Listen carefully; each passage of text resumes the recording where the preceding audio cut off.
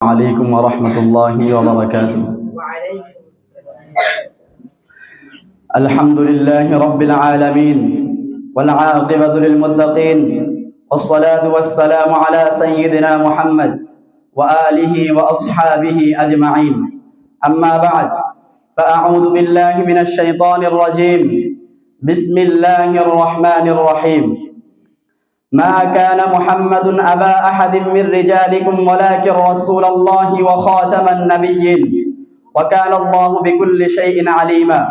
صدق الله العظيم وصدق رسوله النبي الكريم.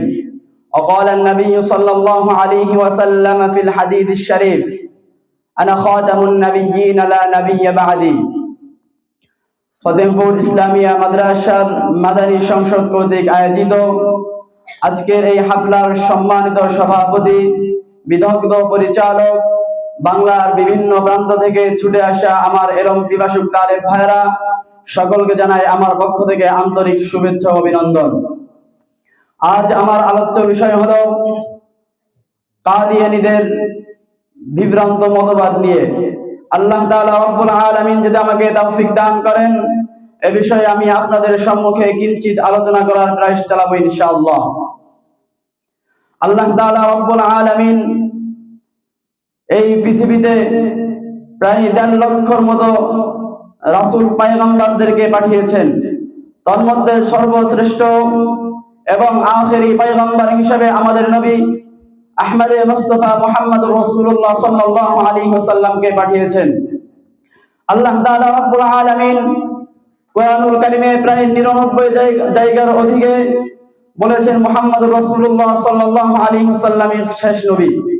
রাসূলুল্লাহ সাল্লাল্লাহু আলাইহি ওয়াসাল্লাম স্বয়ং নিজে বলেছেন, আমি শেষ নবী, আমার পরে আর কোনো নবী নেই।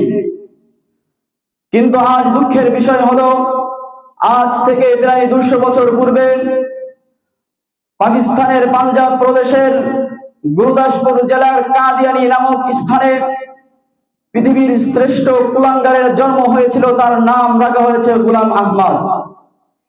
সেই গোলাম আহমদ ইংরেজ বেনিয়া গোষ্ঠীদের টাকা পয়সার মাধ্যমে সেই গোলাম আহমদকে কিনে তারা নবী বানায়, নবী বলতে বাধ্য করেছিল।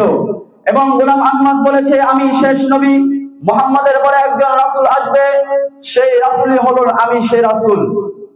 আজ পৃথিবীর বুকে সারা পৃথিবীর সমস্ত উলামা ইকরামের ফতোয়া হলো রাসূলুল্লাহ সাল্লাল্লাহু আলাইহি ওয়াসাল্লাম অর্থাৎ মুহাম্মদুর রাসূলুল্লাহ সাল্লাল্লাহু আলাইহি ওয়াসাল্লাম হলেন শেষ নবী।